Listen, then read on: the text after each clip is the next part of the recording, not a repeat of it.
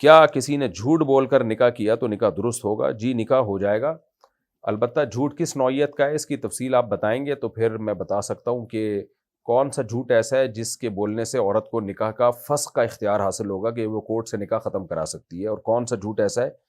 مثال کے طور پر ایک آدمی سے بیوی نے پوچھا، عورت نے پوچھا کہ تمہارے نکاح میں پہلے سے کوئی عورت تو نہیں ہے؟ اس نے جھوٹ بولا کہ نہیں ہے. شادی ہوتے ہی عورت کو پتہ چل گیا کہ اس کے تو نکاح میں بیوی ہے، تو عورت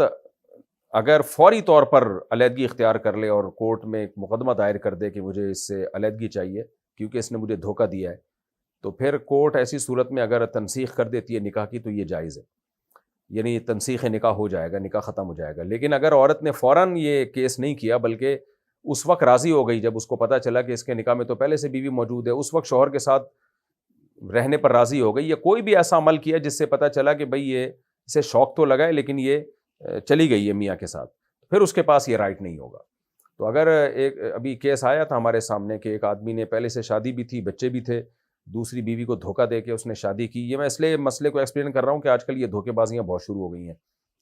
تو پہلے سے بیوی بچے موجود تھے، دوسری بیوی کو اس نے بتایا کہ میں کما رہا ہوں، اور شادی ہوئی. تو شادی کے بعد اس خاتون کو پتہ چلا کہ یہ تو پہلے سے میرڈ ہے اور اس کے بچے بھی ہیں. تو ایسی صورت میں فوراً اگر عورت علیحدگی اختیار کر لے اور کہہ دے کہ میں نے نہیں رہنا اس کے ساتھ، اور کورٹ سے پھر وہ تنسیخ نکاح کروا لے تو ہو جائے گا، یعنی نکاح ختم ہو جائے گا. لیکن اگر وہ چلی گئی اور پھر ایک دن کے بعد جا رہی ہے کورٹ، پہلے شوہر کے ساتھ رہ لی، ایک رات گزار لیا، یا ویسے ہی چلی گئی کہ چلو کسی بھی طرح سے زبان سے یا اپنے عمل سے ظاہر کر دیا کہ اسے علم ہونے کے بعد بھی یہ شوہر کے ساتھ رہنے پر ایگری ہے، تو پھر بعد میں اگر وہ ایگری نہیں ہوتی تو اس کا کوئی اعتبار نہیں ہے، پھر تنسیخ نکاح نہیں ہو سکتا.